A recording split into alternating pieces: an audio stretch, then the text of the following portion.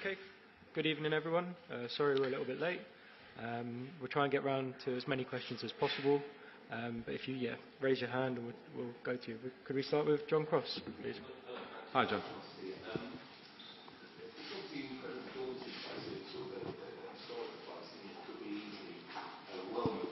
But is it somewhere that you look to players to really sort of stand up and be inspired by it? Can it be an inspirational place for the players in the squad tomorrow night? Yeah, I think so. It's an arena. I was just speaking actually about I only played it once in my career, England-Spain, and we lost 2-0 and I don't think I got a kick. Xavi and Iniesta were in their heyday. But I absolutely remember the size of the stadium. So for our players, some young players that we know in the squad, but also we have some players that have achieved a lot. Champions League winners, World Cup winners, and these things. So I don't think it's something completely new to them. But of course, this is a stadium that, and the quarter-final is an occasion, and we have to play the occasion because levels go up at this point in the competition. But we have to come in with a belief that we can perform under that pressure. Okay, we'll go to Matt Dunn. Frank, the players have got to do that, and you're old in the tooth, 44-year-old now. But do you still dream when you come to places like this? Oh yeah, this is amazing. I've been fortunate enough to manage in the Champions League in 2 seasons, and as a player it was always the special competition, and so to be here as a manager when, particularly when a week ago today even I didn't know I'd be here, is a huge honour for me, of course, and was a big part of my thought process of taking on the challenge here. This is an amazing challenge for me personally, as well as obviously for us as a team and a club. So yeah, I'm very looking forward to the occasion myself. There's some obvious parallels with Roberto Di Matteo and what happened 10 years ago. What can you draw from that? What's your memories of that? And have you spoken to him at all? No, I haven't spoken to Robbie. I exchanged some messages with a few people. Obviously, a lot of people Chelsea related, Gus Hiddink and ex-managers and people in the game, but I haven't spoken to Robbie. I think there are parallels in probably a simple sense. We're ex-players, but I think the year Robbie was here, he was an assistant, but had a big awareness of the squad and then got the job earlier in the year than I did. And I was part of that process. Obviously, he did an amazing job. I remember big parts of why he achieved what he achieved. So I think my situation is different in practice. I do have an awareness of the squad, but not a close hand to all of them. But I think I have to be careful making that parallel, because also we have very tough games in front of us starting tomorrow. So there's a lot of work to be done, but we're very committed to trying to if we can, create our own little bit of history. But the steps in front of us are very difficult, of course. Okay, go to Nizar Kinsella.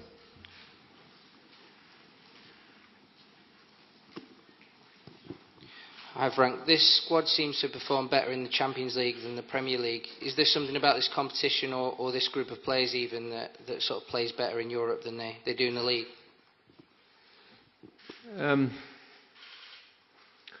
I'm not sure. I understand the question, and if you isolate this year as well, because I've viewed it from the outside, and I think there have been challenges this year, and the Premier League is also one of the greatest challenges in world football, because it's tough week in, week out, and those challenges have obviously taken us to a place where we don't want to be as Chelsea Football Club. So I think in the Champions League sometimes it offers you a bit of escapism from that, a different speed of game, knockout football.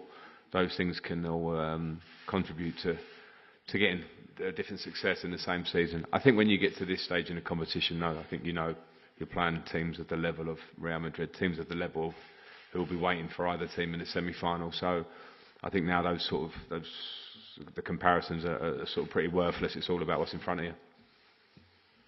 Gary? Frank, hello, back here. Hi. I've not seen you, so congratulations. Thanks. A couple of questions in one. Reports that Todd Burley took advice from James Corden about appointing you. And when it comes to winning this competition, are Real Madrid in a league of their own? Wow. I saw the headline of James Corden, and I'm absolutely not aware whether it's true or not, but it's obviously a great headline to put together with casually from the outside.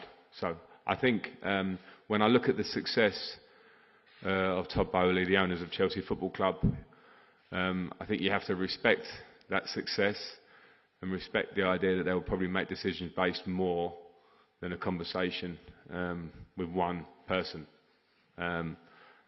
So that's as much as I'm going to give your two questions. Gentleman there. Hola, Frank, Andrés Rubio para Televisión Española. In Spanish?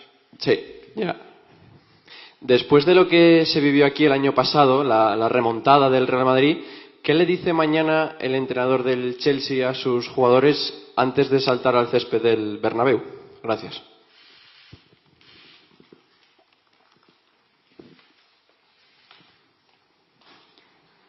Okay, I think every new year in football brings a new story, and so I think it's the year before that Chelsea came here and was successful in the Champions League in the knockout stage.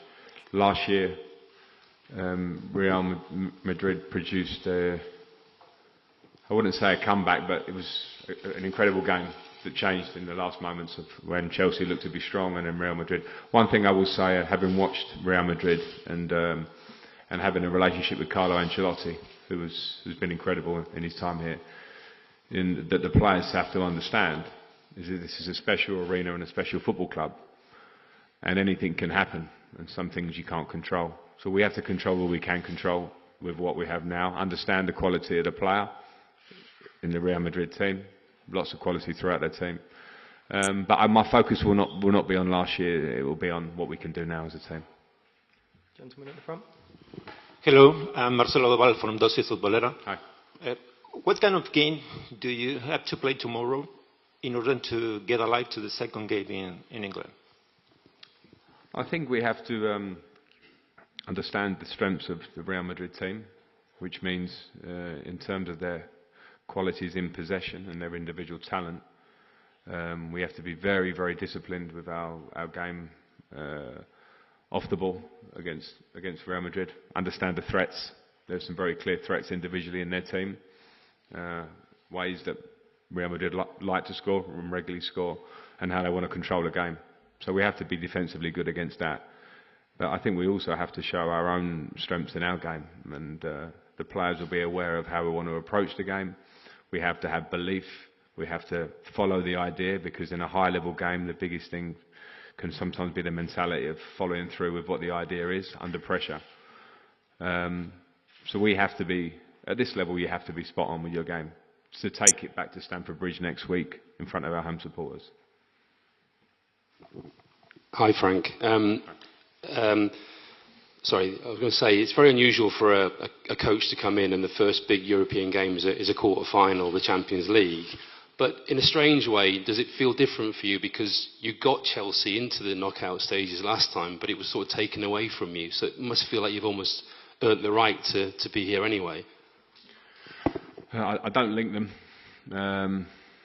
I know my part played in the last success, and it ended when I left the club as far as I was concerned, but my part was probably more than anything qualifying for the Champions League the year before in a tough season with a young squad.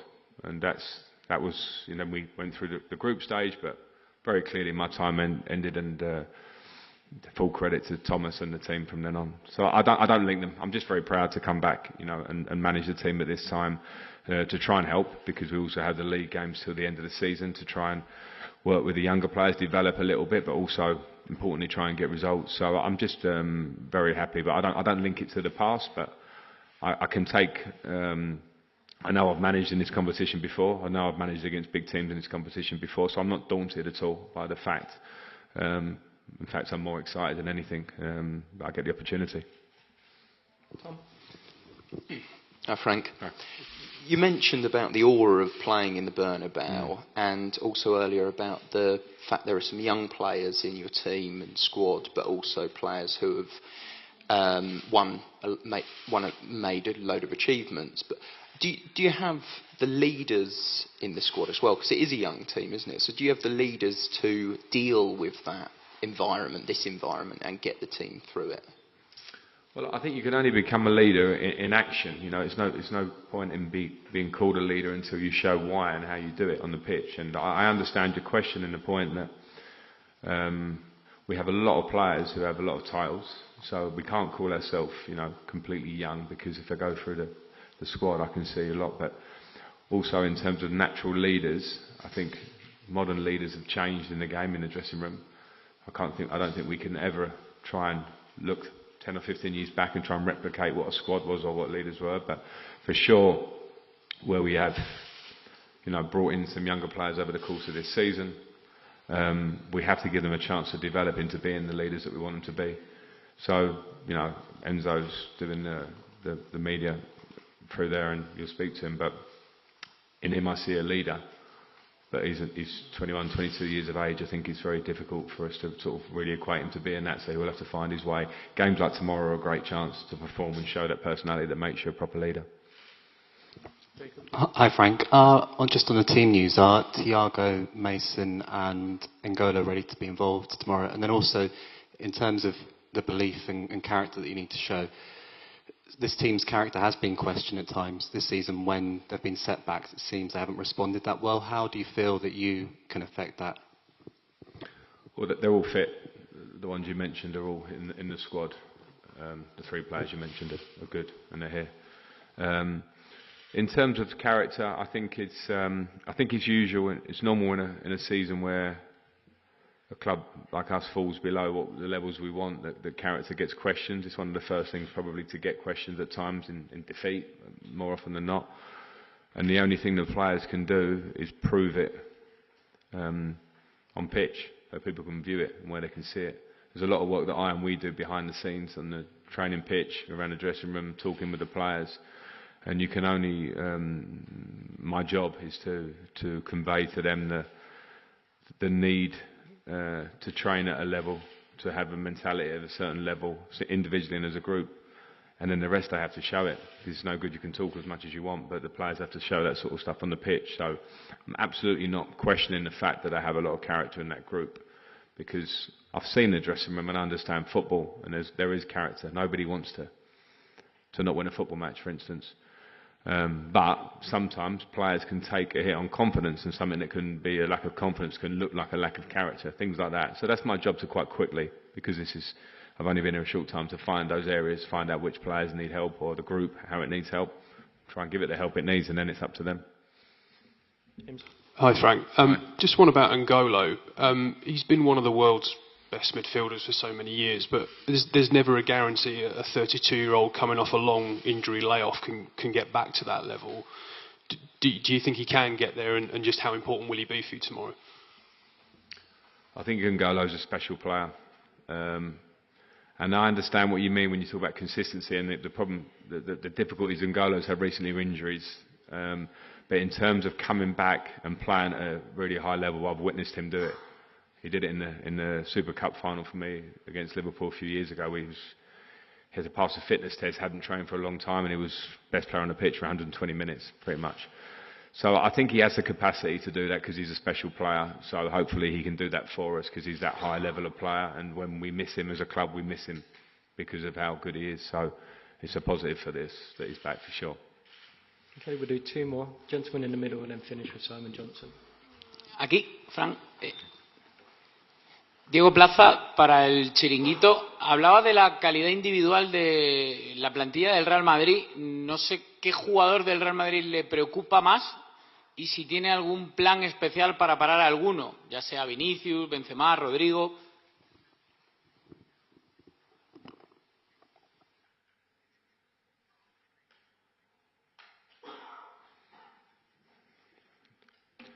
Well, that's a difficult question to ask me to name one player, because once I start naming 1, 2, 3, you will ask about why not 4, 5, because it's a team of a lot of good individuals. I've got a huge amount of respect for the team. I think my biggest respect for the Real Madrid team and the success over the years is when I look at the players that have real longevity, that are serial winners.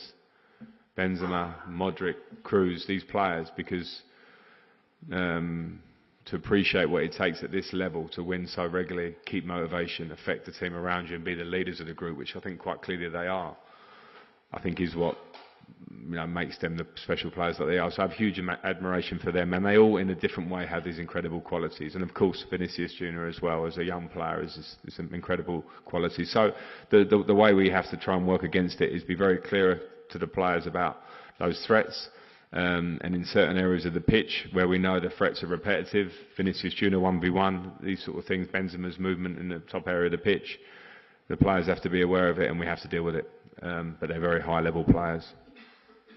Thank you. Final question, Simon Johnson. Hey Frank. Hi Simon.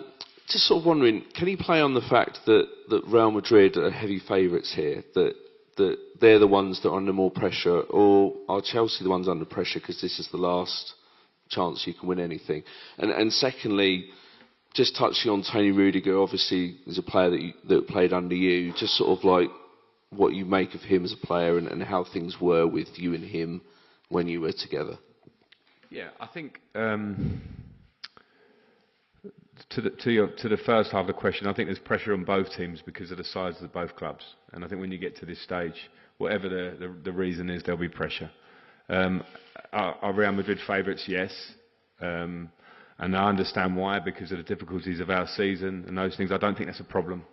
I think those things are fine. There's no better carrot in football than trying to prove people wrong or be an underdog and have a good result. I think it's one of the best things. I've been part of that, and on both sides actually. So I think that's a nice challenge for us. So I'm not worried about that. And in terms of the pressure, I'm not worried about that. Football at this level is pressure, and if you can't handle the pressure, then you're not a big club or you're not a big player or participant in it. In the point of Tony Rudiger, I think Tony Rudiger's done fantastically well. When I last saw him as Everton manager against Chelsea, I wished him well. The Madrid move was happening at that time. And my relationship with him was fine. A lot of people obviously like to speculate on relationships outside a football club.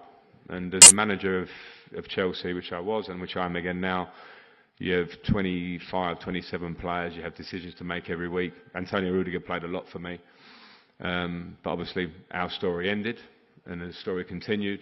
Part of a successful Champions League winning team and was a big part in it, and now he had his move, so good luck to him. Good luck to any professional who works as hard as Tony had in his career, from I know his early part of his career, to be coming and playing for Chelsea and Real Madrid. But he deserves it. Okay, we'll end it there. Thank you everyone. Thank you. Thanks.